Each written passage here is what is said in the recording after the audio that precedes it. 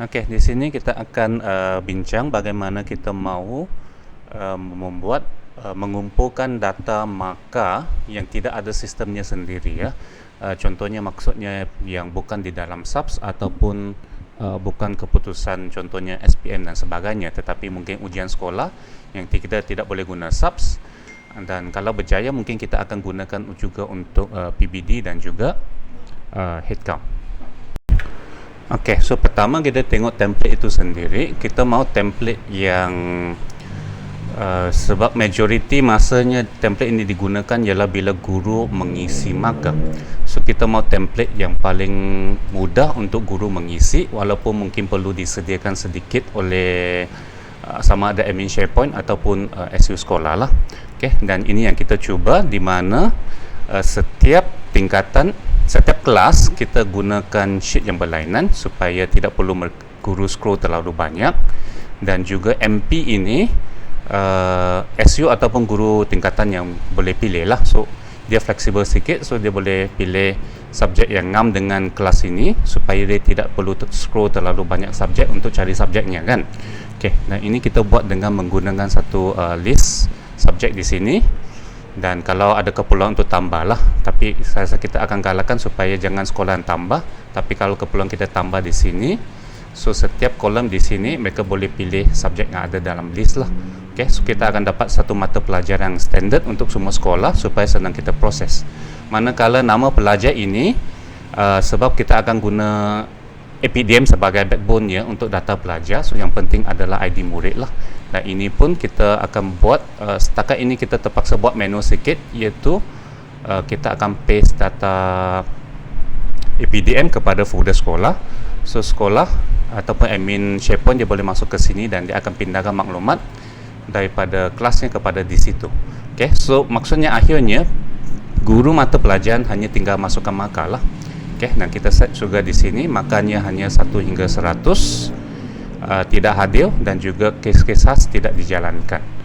Okay, so ini adalah template-nya. So guru masukkan markah sahaja.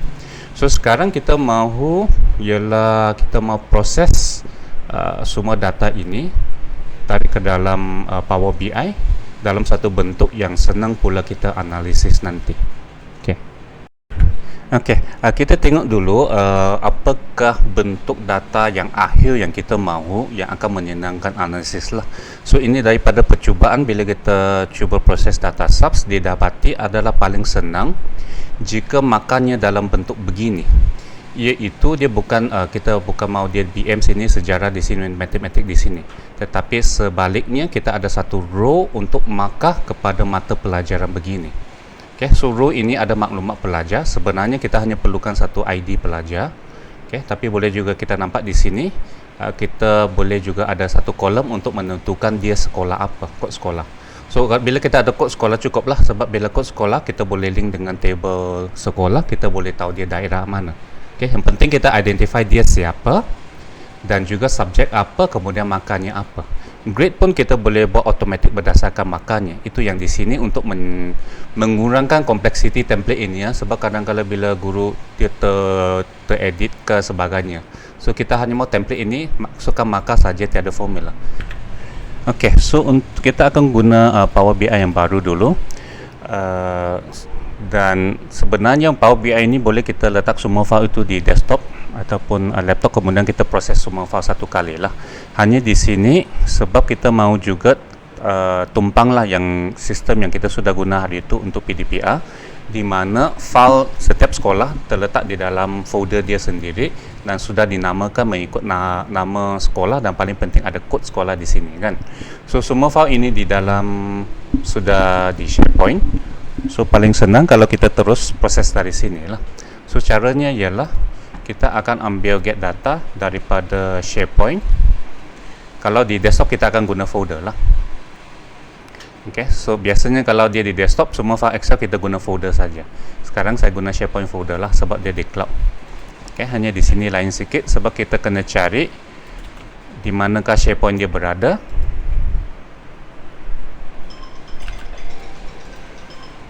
Okey, dan sebab sekarang di SharePoint ada banyak-banyak jenis file sudah. So untuk kita dapatkan sejenis file kena pastikan namanya, ada nama yang kita boleh detect bahawa inilah file yang kita mau. Right, so contohnya sekarang untuk peperiksaan yang ini, nama depan ini penting. Kita sedang guna mungkin bahagian ini. Tingkatan 4 dan tingkatan 5 saya rasa sama formatnya, tingkatan 6 tak sama kan, dia punya ABCD. So tiap apa? So kita tengok ada banyak file sudah di sini, kita transform dulu, baru kita filter ikut yang kita mau. Okay, so sekarang ada banyak file, hanya kita identify namanya mengikut bahagian depan sebelum yang underscore ini. So caranya, pertama kita split dulu nama-nama file ini, supaya kita dapat kenal pasti file ini ialah file apa. Okay, so sekarang kita hanya mau yang markah. Sebab terlalu banyak file, kadang-kadang dia tak keluar di sini, tidak apa, kita filter saja. Kita sekarang mau markah PPT 2021.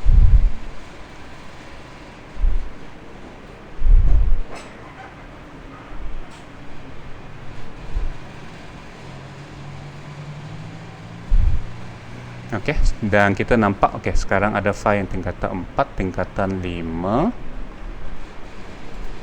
So mungkin kita namakan ini PPT 2021 tingkatan 4, tingkatan 5. Tapi tingkatan 6 ada sedikit bezanya, so mungkin kita tidak mau dulu proses untuk tingkatan 6. So bagaimana kita keluarkan file tingkatan 6? Sama juga kan, sebab di sini sengaja kita letak satu underscore. So boleh lagi kita split kolom di sini. Satu lagi underscore dari left.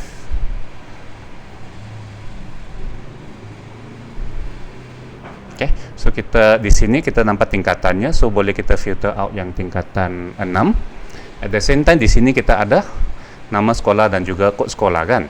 Okay, so boleh kita filter di sini, split dulu di sini.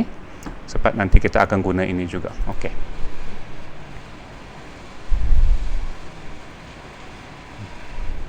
Okey, dan akhirnya ini yang akan jadi kod sekolah. So yang ini pula kita split kolom lagi, delimiter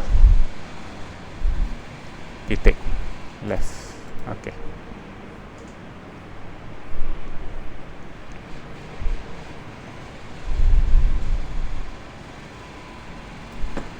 Okey, kita save dulu.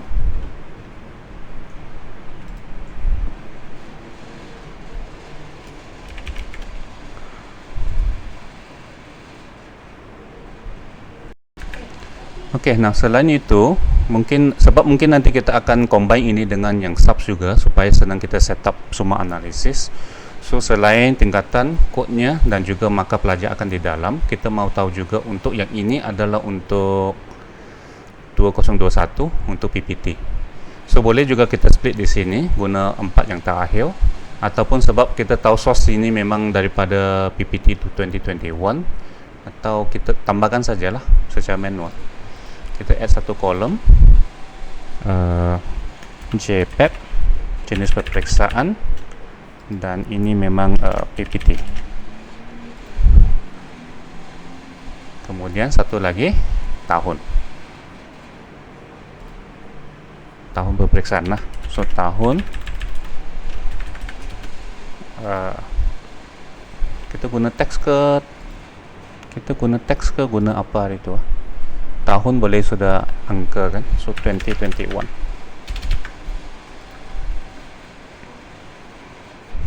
Okay, so yang kita perlukan untuk next step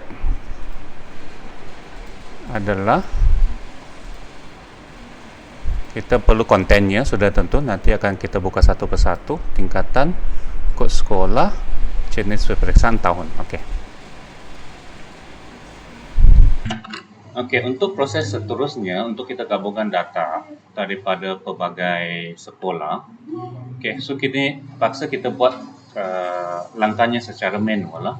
Kalau biasanya, kalau kita ada satu template untuk satu sekolah, di mana satu sekolah dia hanya ada satu table lah, seperti kita buat sebelum ini untuk guru, kita sebenarnya boleh guna yang function auto di sini. Dia akan combine semua Jadi dia akan menggabungkan semua table dalam semua file. Kalau 1000 pun tiada masalah, dan dia akan gabung, kita akan dapat satu table lah, secara auto.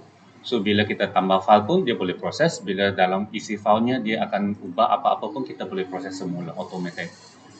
Tapi di sini kita ada dua masalah. Satu adalah bahawa kita pisahkan setiap kelas kepada sheetnya sendiri. Ini untuk memudahkan kemasukan markah. Kalau untuk proses sudah tentu lebih senang kalau kita letak semua pelajar di satu file kan, di satu sheet. So dia ada satu table, so senang kita gabung. Tapi tidak apa, kita pentingkan dulu kesenangan untuk mengisi, dan kita hanya perlu tambah beberapa langkah lah supaya Power BI dia akan proses semua sheet ini, dia akan gabungkan. Tetapi kita nampak juga ada masalah kedua, iaitu kita mau benarkan kolom ini mengikut mata pelajaran untuk kelas itu. Dan bukannya kita letak 50 mata pelajaran di sini pun boleh. So dia tetap senang kita gabung, tapi guru perlu cari kan. So sekarang table kita mau gabung semua table ini, tablenya berlainan sedikit untuk setiap sekolah. Kemudian kita akan proses untuk semua sekolah dan kita akan gabungkan. So itu prosesnya yang kita akan buat. So kita akan guna satu file sebagai contoh untuk bina dia punya code, kemudian baru kita akan apply-nya. So sekarang mungkin kita ambil satu saja worksheet daripada contohnya salah satu sekolah. Agama lah, tingkatan 4. So Power BI ini dia akan tengok file ini, dia akan tengok di dalam sini apa yang dia dapat nampak. Dia nampak banyak-banyak sheet, dan dia nampak yang ini kita sudah label sebagai table. Bila kita label sebagai table bagus sedikit, sebab kita dapat control data sampai mana dia akan baca.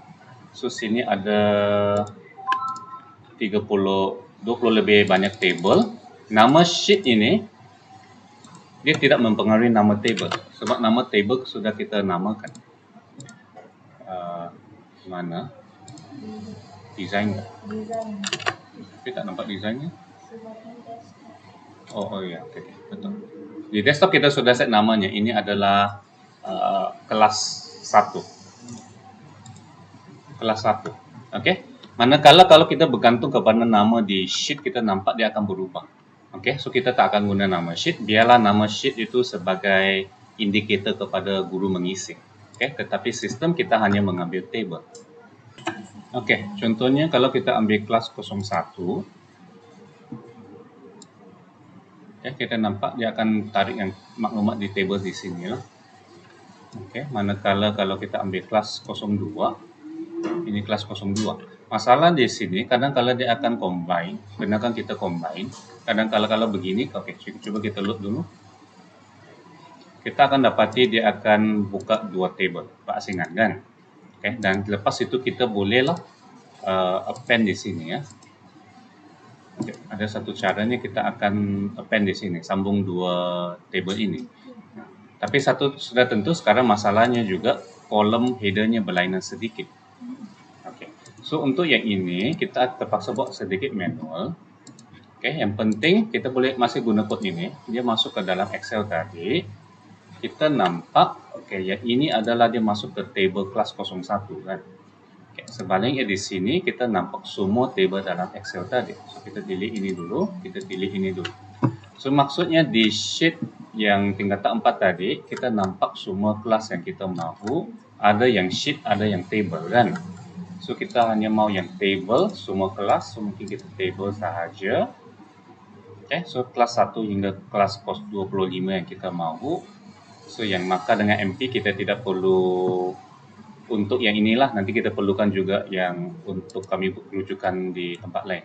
So sekarang kita tengok di sini, kita ada 25 kelas.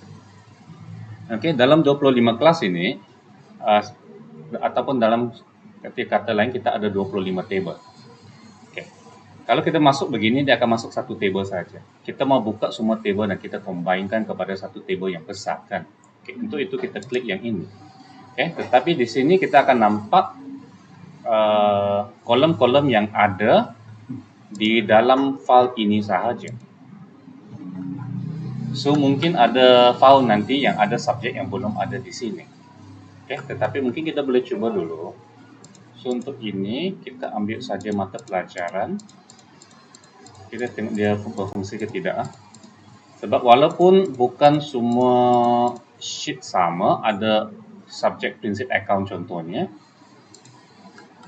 Kalau kita buat begini, apa akan berlaku? Adakah dia akan tersilap? Kita tengok biology, fizik. Nah, kelas ini saja ada kan? So tidak menjadi masalah. Prinsip account pun ada kelas saja yang ada. So bermaksud di sini kita dapat satu table yang lengkap untuk sekolah ini kan. Nah, kita mau apply langkah yang sama untuk semua sekolah. Jadi untuk yang itu ada beberapa caranya. So, yang penting kita dapatkan dia punya, lebih kurang begini ya. Di sini dia buka source ini dan dia buat langkah-langkah yang ini kan. So kita mau ulang proses ini untuk kelas yang lain, kita kena tukar apa yang kita buat ini kepada satu function. So boleh kita buat begini, kita right click, kita create function. Katakan ini ialah proses sekolah kan. Itu proses sheet sekolah lah. So kita nampak di sini dia sudah tulis function di sini yang menggunakan langkah-langkah tadi lah. Dan kalau kita tukar sesuatu di sini, saya rasa di sini pun akan tukar. So kita mau apply yang proses ini kepada semua konten di sini. Kan? Semua table ini kita mau buat langkah yang sama yang tadi.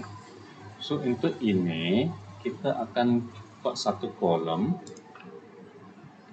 menggunakan custom function tadi. So invoke custom function.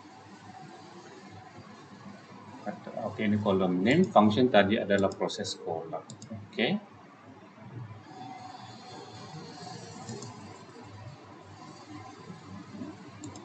Ignore dulu.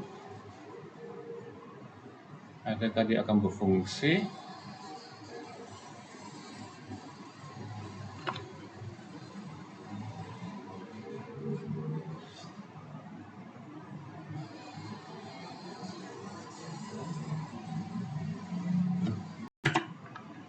So bermaksud setiap table ini dia tukar kepada table ini. Tetapi kalau kita lihatlah, ini table pertama kan. Ini memang SMK agama. Manakala table yang ini sepatutnya sekolah lain kan.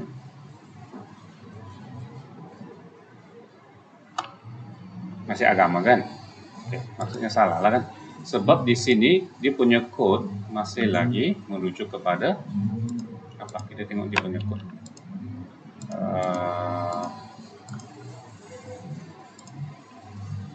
Masih merujuk kepada file yang tetap, yaitu yang agama. Apa yang kita perlukan sebenarnya adalah untuk mengambil konten dari sini dan prosesnya cara yang sama. So mungkin yang ini kita ambil, kita copy code-nya, kita buat di tempat lain. Kita copy code di sini, kita buat benda yang baru. Senang nanti kita copy paste.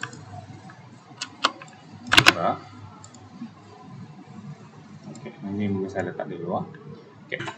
Yaitu kita mahu beritahu dia masukkan binary konten daripada setiap sekolah masuk ke dalam function ini, proseskan tabelnya.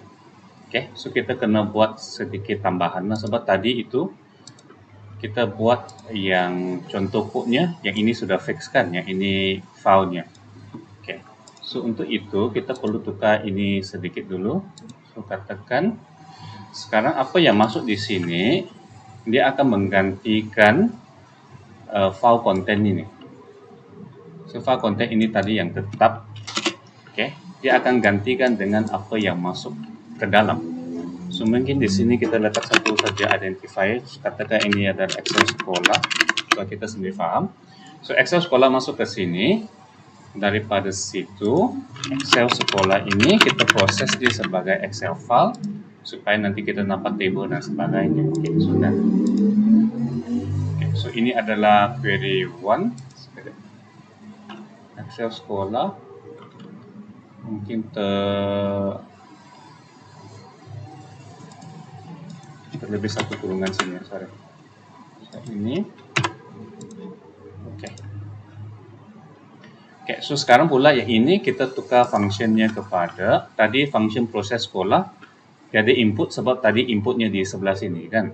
Sekarang kita tukar dia kepada query 1 kan. Bolehkah di setting ini sudah?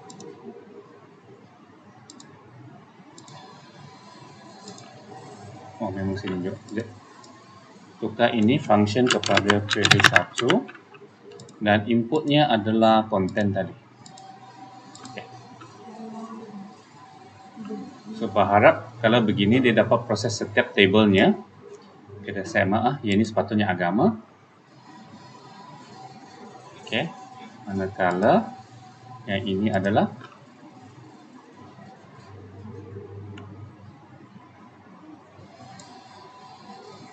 sekolah yang lain.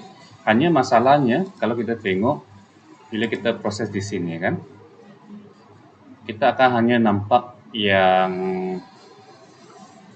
subjek yang sudah ada di dalam agama tadi. Oke, so bermaksud di sini kita perlu tambah lagi sesuatu. Oke.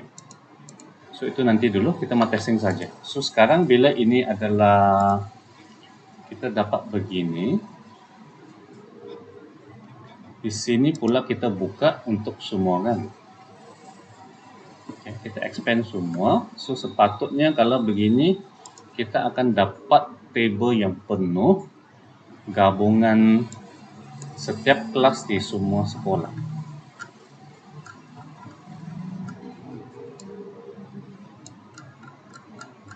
Oke kan? Oke. So tentu banyak ruangan yang kosong. So kalau kita nampak di sini, terutamanya kelas yang kosong begini, sama ada belum diguna, ataupun memang tidak diguna sebab sekolah itu tidak ada kelas itu. So mungkin paling senang kita macam yang di sini, kita remove empty. So kita nampak tinggal data-data yang ada. Okay, so tak perlu kita fikir lagi kelas mana yang ada, kelas mana yang tiada. Okay, so last partnya di sini, ingat kita tidak mau markah begini sebenarnya. Okay, suka untuk kita proses. Okay, yang ini kita perlukan grade dia dan sebagainya kan lagi kan. So untuk yang ini, apa yang kita buat ialah kita choose kolom dulu. Okay, so sekarang kita tinggalkan yang ini sahaja. Okay, kemudian semua subjeknya apa yang tak perlu sebenarnya, konten tak perlu, ini semua pun tidak perlu. Okay, kita mau dia makannya satu row mengikut subjek. Okay, so untuk ini senang saja, kita nampak yang di belakang kita panggil dia unpivot. Kita mau bahasa kemudian maka bahasa. Kita mau mata pelajaran bahasa maka 78. Mata pelajaran Inggris makanya 63. Okay, so ini kita panggil dia unpivot kolom. So boleh kita pilih semua kolom yang kita mau unpivot ataupun kita pilih yang kita tak mau unpivot. Okay, so kalau ini kita unpivot columns. Okay, so kita nampak sekarang kita untuk setiap pelajar di daerah. Dan kalau lengkap semua template, kita akan dapat lengkap sudah untuk satu sabah, setiap pelajar, setiap markah untuk setiap mata pelajaran. Sudah tentu nanti kita tukar ini mata pelajaran ini markah lah. Okay. So selepas ini kita nampak dia akan senang sebab setiap markah kita boleh tentukan dia grade. Okay. Dan lepas itu baru kita pivotkan dan sebagainya. Dan juga contoh di sini bila kita unpivot biasanya dia hanya antara unpivot yang ada nilai. Kita tengok yang sebelum kita unpivot banyak yang kosong kan. So maksudnya kalau pelajar ini tak ambil sains, bila unpivot memang dia tak akan keluar sini juga. Okay, so senang. Okay, so mungkin kita tukar dulu yang ini kepada empty, ini kepada marker. Okay, so mungkin kita testing dulu. Kalau selepas kita proses maka ini, apa yang kita boleh buat lah. Mungkin kita cuba analisis yang mudah.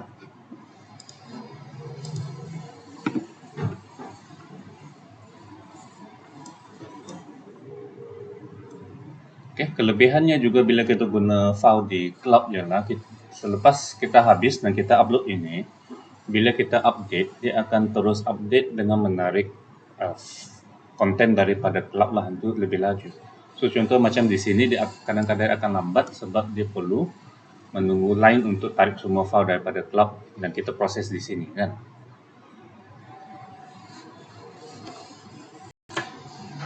Okay, so kita tengok sekarang dia mula proses sudah lah. Okay, walaupun beribu file, sekarang ya rasanya lambat sebab line.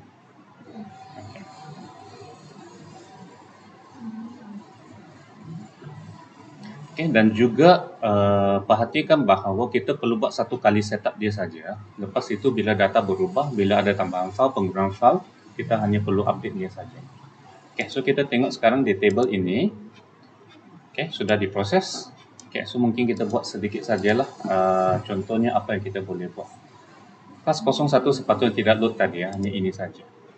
So contohnya kalau kita mau kira kan, kita mau kira murid, sebab mungkin kita nampak di sini akan jadi masalah apabila ada banyak pelajar pada row berlainan kan. Ini sebenarnya maka untuk setiap subjeknya. So ini boleh kita buat satu lagi table, tapi tidak menjadi masalah kalau kita ada unique identifier-nya. Contoh di sini adalah ID muridnya adalah sama untuk setiap row. So bilangan pelajar ini adalah bergantung kepada ID murid. So apa yang kita boleh buat di sini ialah kita buat formula untuk mengira bilangan murid. Kita akan tengok berapa ID murid yang unik kan. So ini ada sedikit beza dengan Excel. Sebab yang ini kita akan tulis formulanya satu kali sahaja. Lepas tu kita boleh guna dia di pelbagai tempat. Okay, so yang ini adalah, katakan inilah bilangan murid. So bagaimana kita tentukan bilangan murid ialah kita kira tetapi tanpa berdouble. So kita distinct count ID murid tadi. Okay, so kalau begini, ini adalah formula untuk bilangan murid. So di mana-mana kita mau tunjukkan bilangan murid, contohnya kalau kita tarik saja bilangan murid, kita nampak sekarang adalah 91 sahaja. Maka begitu sedikit. Bilangan murid, ID murid 3426 distinct value kan. Maka baru 91. Sorry, tersilap table lah. So yang ini adalah yang ini sepatutnya tidak ada. Saya buang dulu. Balik ke sini. Yang kelas 01 tadi kita hanya untuk testing. Kalau kita masih mau perlukan ini untuk kita buat yang function ini, kita cakap saja tidak perlu load. Okay. Continue. So balik kepada sini. Okay, so ini adalah distinct count ID murid. Okay. So kita nampak di sini ada 3000 pelajar. Yang kelebihan di sini ialah kita nampak bila kita tulis formula ini, dia hanya mengira ID murid dalam table ini. Tak bergantung kepada tingkatan dan sekolah dan sebagainya. Tetapi bila kita perlukan itu, we need to do, contohnya ini kita ambil kod sekolah. Okay, so dia sudah pisahkan ikut sekolah. Kalau kita mau pisahkan ikut lagi tingkatan, kita boleh buat begini. Okay, so semuanya auto kira lah. Bermaksud di sini, kalau kita mahu contohnya mengikut mata pelajaran kan, so kita akan buat yang ini. So contohnya mata pelajaran pula akan di kolom. Dan ini adalah bilangan murid sebagai value. Okay, so semua jadi auto kira. Kalau kita mau grade, belum dapat grade kan, mungkin kita buat tunjukkan yang markah dulu. So contohnya kalau untuk markah kolom kan, nantilah baru kita buat grade lah. Okay, so bilangan murid di value. Okay, so kita tahu sudah untuk setiap subjek berapa orang yang mendapat 110 markah. Okey. Dan juga kita cuba tengok, bolehkah kita link terus dengan pelajar? Sebab apa yang kita mau bukan saja analisis, kita mau tahu siapa pelajar tersebut kan. Adakah di sini cukup untuk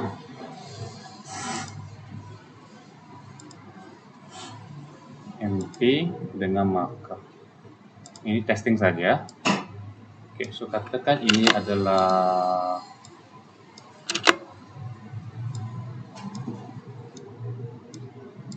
sekolah kan.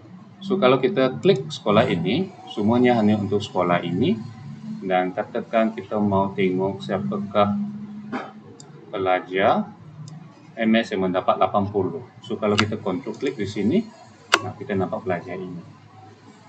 Okey, so lebih kurang begitulah. So maksudnya kita perlukan pastikan yang tabelnya dalam satu bentuk yang mudah kita buat analisis. Nah, sudah tentu ada beberapa benda lagi kita, contohnya maklumat sekolah, kita akan letak maklumat sekolah lah. Nah, maklumat murid sebenarnya dia tidak perlu di sini. Kita hanya perlu ID murid untuk kita link kepada data di APM.